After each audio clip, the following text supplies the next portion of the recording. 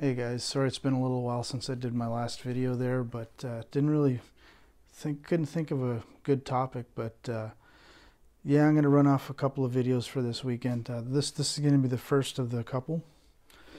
I guess Ron dropped a video about room acoustics for the 1000th time, and yeah, I mean, like I said, I wish I would have done a before and after video of this room, right? You know, because this was an echo chamber. When we bought this place, I mean, ceramic tile floors, drywall, you know, and like I said, this isn't a boxed in room. I've got an opening over here and I got a hallway shooting down over there. So yeah, I mean, if you get, I'll put a link down below to Ron's video, and you know, he's done a lot of those, right? And you know, I took some of his advice. You know, you did the mirror trick, which is nothing new. That wasn't a Ron idea. That's been around for ages. The rule of thirds, which he adapted into his lots, you know, that's been around for ages as well. I kind of don't really adhere to the rule of thirds because I really can't in this room, you know.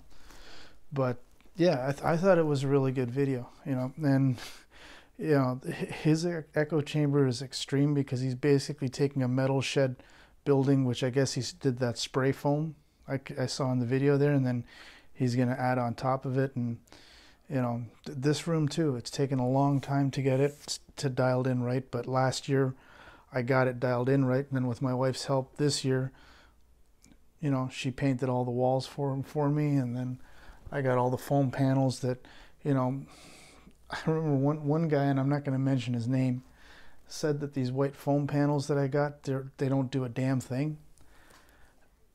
But I only had 6 of them set up, and if you guys remember in my old videos, I only had one of these in each of these corners, and the other 2 were at my first reflection points, right? And then I've still got the 2 above the listening position. And it was better than nothing. And then of course putting the throw rug with the underpad, that was something that I saw in one of Ron's videos, and I followed it, and it works with the whole floor bounce thing, and I don't have to cover the entire floor, you know, with the carpeting. Yeah, I mean, I got the room dialed in just the way I want. It's not too dead, it's not too live. Future plans in this room are going to be, I'm going to split up the 901 stack that's in the back there, and I'm going to set up the 2 black ones as side surrounds, and then the Continental, the working Continental, and the working Series 2.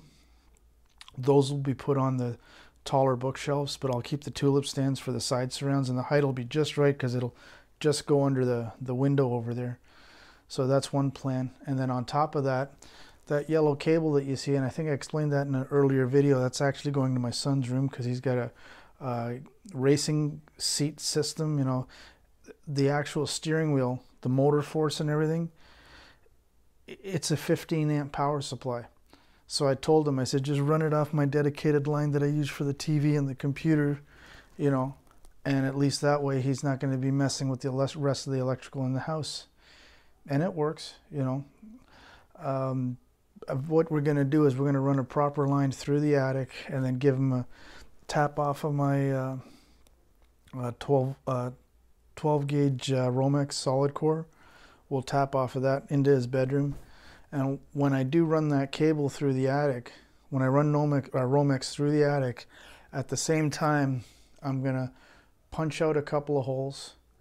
And basically what I'm going to do is going to make my own in-ceiling speakers, because I've got those planar drivers from the Open Baffle debacles, which that's the second part of the video. Using those planar tweeters, and I've got lots of 5 1/4 mid-range drivers from those Dynavox stuff that I bought from Parts Express a few years ago. So I'll make a couple of nice in-ceiling speakers with that. Those are the plans going forward, and maybe 2 subs behind the couch sofa. I don't know if I'm going to buy little 10-inchers, right? But I don't want the rails, you know, because I understand what people do with them. It's the audiophile thing. I get it. But I just need to cover that 20 to 30 hertz range. And I want the loudest fucking deepest little bastards in a box that I can find, right? And I'm definitely going to do them as passives because I've got that monster Class D ice amps that I bought from Parts Express plus the mini DSP. I was originally thinking of doing the whole Open Baffle thing of Danny Ritchie's. I still may do that, get the flat packs, use my GRS woofers that I bought for the Open Baffle debacles because I've got all the parts still for all that stuff. So those are things that are going through my head right now. But the second part of this video is Mr. Guttenberg. I guess Klipsch wanted their Cornwalls back and he was kind of fucked and he needed something to replace them with. I don't know why. Look, I love Open Baffle speakers. I had them in here. You know, they were good enough for DIY as an experiment thing, but in my living room, and there's not just my living room. I mean, as much as people want to pull speakers out of the wall, away from the walls, and get them out and do what every fucking YouTuber, including myself, tells you to do, you just can't fucking do it in every fucking room. When are these fucking YouTubers gonna fucking understand this shit? Not everybody can pull the fucking speakers out 3, 4, 5, 6 feet into the fucking room and away from the fucking walls. Did you count how many F-bombs I threw? There's more coming up. So now this guy, probably they're on loan, or, you know, because obviously he didn't buy the Cornwall. I kind of thought he did, but anyways. So now he's gone with these Pure Audio Project, whatever. I know Ron had some mixed feelings about them, and I actually saw them at his house. He basically told the guys, look, I can't have these here.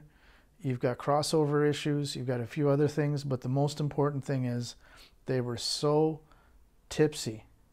Any one of his kids could have just, you know, knocked one over, and God forbid they get hurt. He didn't do the review, he didn't do nothing. And you know what? If I was in his shoes, I would have said the same fucking thing. Dude, and again, one thing I like is those earlier videos, Ron included the kids and everything else. It was as well as he should, right? So I guess now Guttenberg's gone with these Open Baffles. Now here's a fucking problem.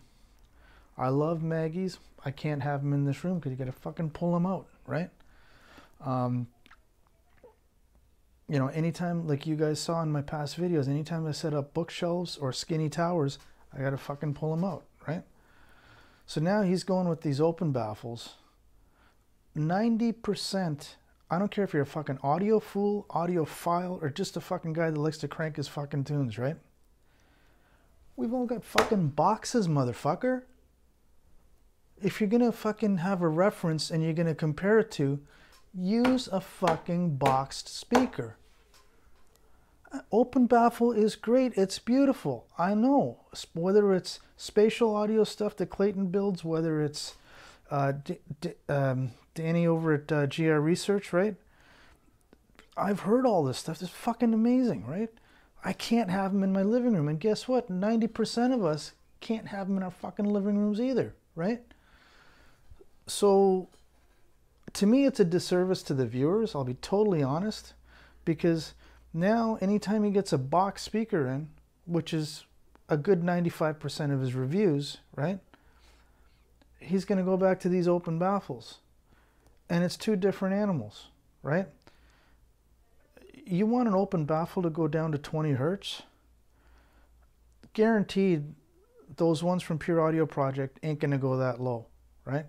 When I had the H-frames, they struggled at 25 hertz, but they could get down there because of the design, right? It's been proven. The Martin King 18-inch Goldwood drivers, right? Remember I did that video last year when we had the DIY Fest, right? My friend Craig built those beautiful, I think they're 18-inch drivers, and I could have kept them here. I would have bought them off of them, right? But they took up my fucking living room, right? You guys saw the pictures. But they were gorgeous. Nobody could believe how much fucking bass came out of them, right? And Guttenberg's not going to have a pair of those in his house or in his apartment, whatever it is, right? So when I saw that video today, I'm like, dude, what the fuck? How can you compare an open baffle to a fucking box?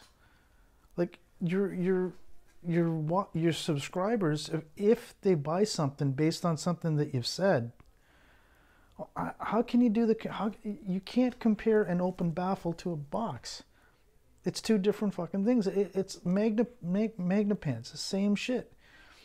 You can't compare a Maggie to one of these, right?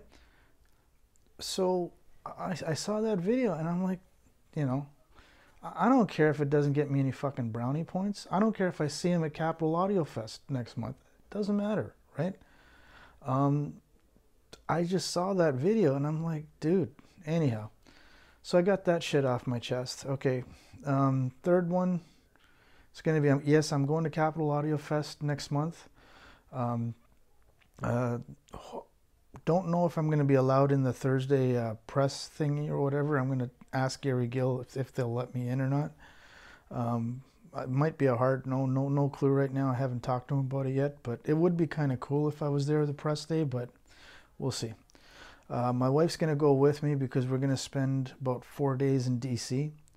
You know, we're leaving Sunday and then basically staying at a hotel in DC for 4 nights, do the whole touristy thing there, and then we're going to move to Maryland, stay at a Hilton. Not the Hilton that they recommended because I was too late for that. I paid through the nose for my airfare too, but I used some of my Southwest points to kind of save a little bit. So yeah, Capital, I'm actually looking forward to it. I saw the Toronto Audio Fest video stuff, and you know, unfortunately, there's not going to be any PS audio at Capital Audio Fest, so there's no FR30s going to be displayed there. So again, that's twice now, you know, we've missed out on it because they didn't show up for Expona, they didn't show up for Capital. They did go to Montreal and Toronto, so I'm feeling some kind of weird Canadian content vibe thing happening here. So I don't know, but like I said, I can't go back to Canada, so I'm stuck with audio shows here or anywhere else in the world except for my home and native land, but that's another story. Anyways, guys, that's the first video I'm going to knock out for this weekend. Hope you guys are, you know, enjoying yourselves, and I guess, what do we got? There's no real holidays coming up until Thanksgiving at the end of the month, right? Anyhow, doesn't matter. Cheers. Thanks for listening to my rambling. Subscribe and like and all that other bullshit. Take care, guys. Cheers.